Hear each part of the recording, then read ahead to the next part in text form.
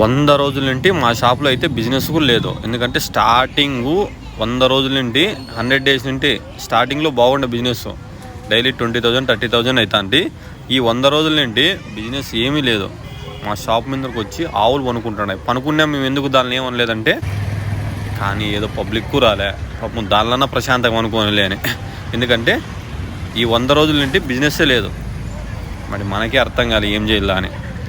మన వంగపూటి అనిత ఉంది కదా, హోమ్ మినిస్టర్, హోంమంత్రి, మేము 100 రోజులకు 100 పథకాలు చేసామంటాను. ఏం చేశారు చెప్పు? ఒక పింఛని ఇచ్చారు. పింఛని కూడా ఏం చేశారు, ఒక 20% తీసేసి 80% మనకి ఇచ్చారు. ఈ కొద్ది కాలంలో ఏం చేశారంటే దగ్గర 50,000 కోట్లు అప్పు చేసినారు. అప్పు మనకేం ఫ్రీగా ఏం ₹1 రాలే. హోంమంత్రి ఏం మాట్లాడుతుంది, లా అండ్ ఆర్డర్ కరెక్ట్గా ఉంది అంటాను. లా అండ్ ఆర్డర్ కరెక్ట్గా ఉంటే కేదిరెడ్డి పోలీస్ స్టేషన్లో పరామర్శించకపోతే కేదిరెడ్డినే అటాక్ చేసి మర్డర్ చేయాలని చూశారు. కానీ కేదిరెడ్డి మీదకి అటాక్ చేసి మళ్ళీ ఏం చేశారు వీళ్ళు తెలుసా, కేదిరెడ్డి మీద కేసు పెట్టారు. కేదిరెడ్డి హత్యా ప్రయత్నం చేసేకొచ్చాడు. కేదిరెడ్డి సెంట్రల్ జైల్లో ఉన్నాడు పరామర్శించేకి. ఇంకెప్పుడు వస్తాడు హత్యా ప్రయత్నం చేసేకి?